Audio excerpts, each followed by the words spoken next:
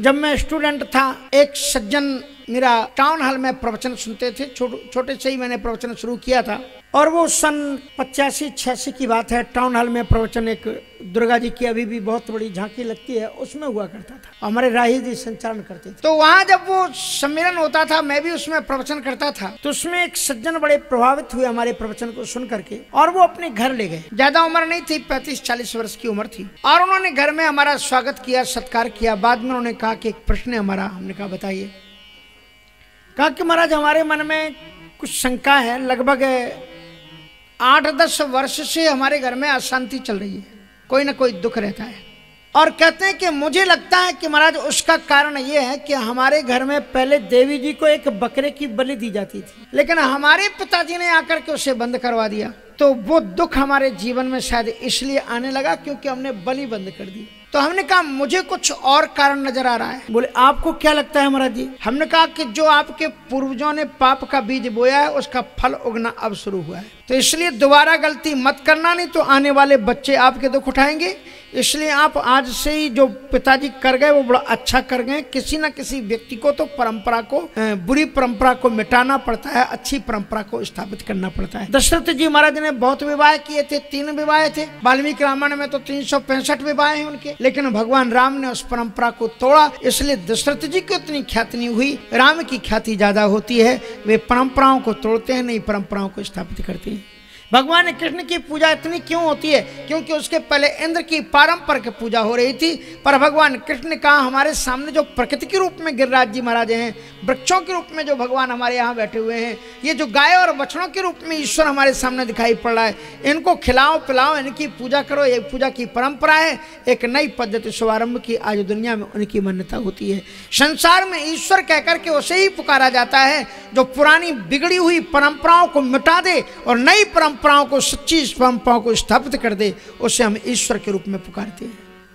इतनी क्षमता करो अपने जीवन में कि आप उनको आगे बढ़ा सको। हमारा धर्म आगे बढ़ा, कैसे बढ़ा?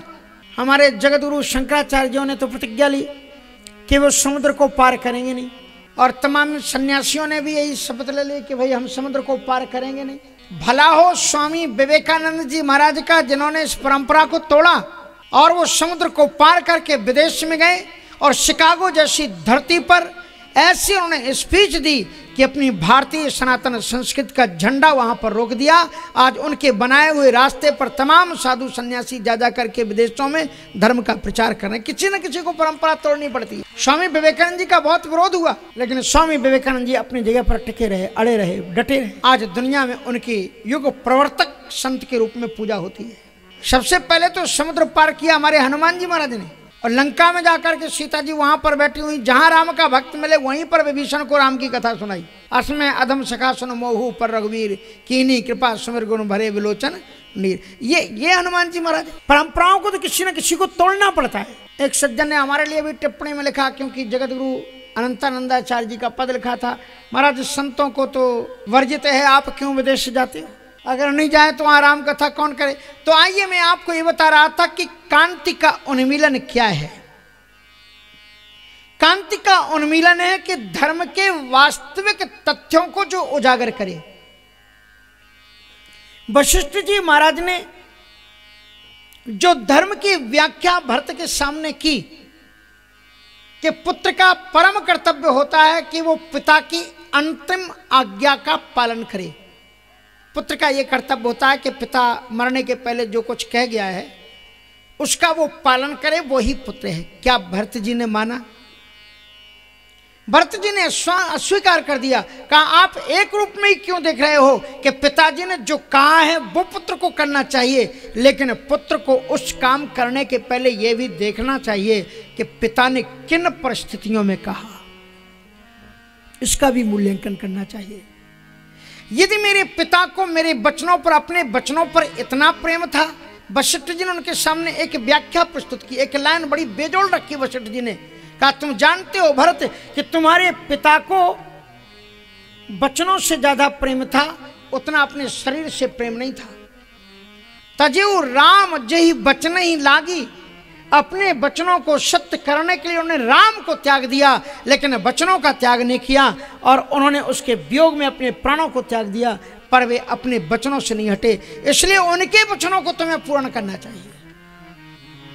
तो भरत जी ने कहा कि मैं आपसे एक प्रश्न पूछता हूं, मुझे आप बताएं कि यदि पिताजी को अपने वचन इतने प्रिय थे तो चले तो गए थे राम उनकी बात को मान करके, और मैं आ तो गया, तो फिर यदि वो उनके ही ये वचन थे, वो ही ये चाहते थे कि राम वन को जाएं और मैं राजा बनूं, तो मैं आपसे पूछता हूं कि मुझे राजा बनाने के लिए, मेरा तिलक करने के लिए पिताजी जिंदा क्यों नहीं है, क्यों चले गए?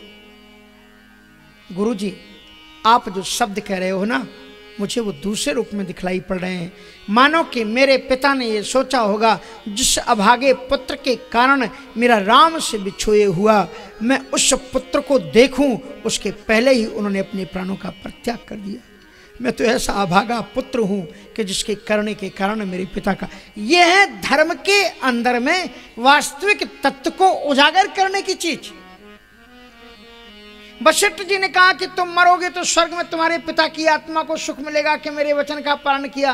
तो भरत जी महाराज कहते हैं कि मुझे तो ये लगता है कि मैं जीते जी तो ऐसा कोई कर्म कर नहीं पाया जिससे मैं पिता को सुख पहुंचा लेता, तो कम से कम गुरुदेव मरने के बाद तो मुझे ऐसा कदम उठाने दो जिससे स्वर्ग में बैठे हुए मेरे पिताजी तसल्ली कर सकें कि मैंने भरत को पैदा किया, ये मेरा बेटा है। इसे कहते हैं कांति। कांति उसका नाम है। मानो कि अंगारे राख के अंदर में दब गए हैं, तो जो उनकी राख को हटा करके पुनः ऊर्जा पैदा कर दे, अग्नि को चैतन्य कर दे, उसी का नाम है कांति। कांति को पैदा कर दे। जैसे माताएं बर्तन जो काली मां चढ़ गई है उसे जब वो मलती हैं तो चमका देती हैं, तो कहते हैं इस बर्तन में कांति आ गई, उसकी चमक को पैदा कर दे। इसलिए उन्होंने धर्म को कसा और एक कांति पैदा की। यह है शांति के संस्थापक श्री राम, कांति के उन्मीलक श्री भरत और क्रांति के संचालक श्री लक्ष्मण। लक्ष्मण जी ने कैसे क्रांति का संचालन किया? लक्ष्मण जी की जो नाम वंदना है, वंदना प्रकरण में जो उनकी चर्चा है, उसमें कहते हैं बंदाओं लक्ष्मण पद जल जाता, शीतल सुभग भगत सुखदाता, रघुपति कीरति विमल पताका और दंड समान भयो जस जाका। लक्ष्मण जी के चरित्र का मतलब ही यही है, जो राम की कीर्ति रूपी ध्वजा को लहराने के लिए जो दंडे की तरह तटस्थ होकर के खड़ा हो जाए, उसी का नाम लक्ष्मण है। इसलिए लक्ष्मण जी महाराज ने बड़े बड़े महापुरुषों को उन्होंने आलोचना की। लक्ष्मण शब्द का अर्थ है लक्ष्य यश मना सच लक्ष्मण, जिसका मन एक लक्ष्य पर लगा हुआ हो उसी का नाम लक्ष्मण है। लक्ष्मण समझ में आ रहा है ना, कि मन जिसका लक्ष्य पर लगा हो उसका नाम लक्ष्मण है।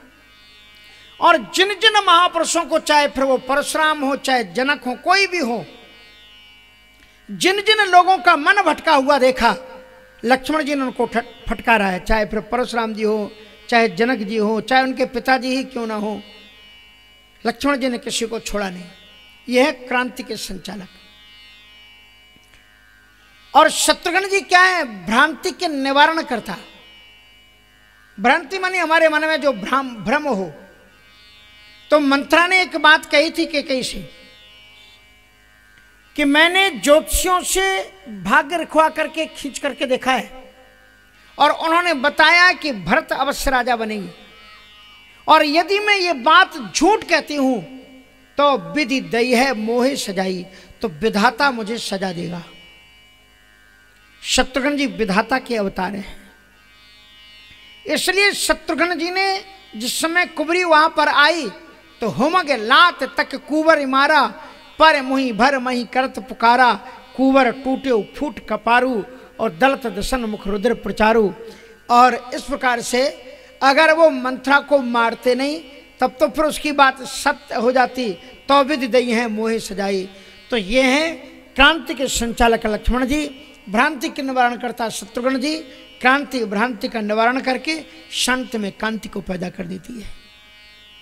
राम की कथा जीवन में बहुत सुंदर सुंदर प्रेरणाएं देती है, और यह भी बताती है कि हर एक माँ बाप का ये कर्तव्य है कि बच्चों को जन्म दें, योग्य बनाएं, लेकिन योग्य बना करके केवल अपनी गोद में ही पकड़ करके ना बैठे रहें कि हाँ मेरा लाल है, हमारा बेटा है। अगर जरूरत पड़े देश और धर्म के लिए तो हंसते हंसते अपने बेटों को सेना के लिए सुपुर्द कर दें, राष्ट्र के लिए समर्पित कर दें, समाज के लिए समर्पित कर दें।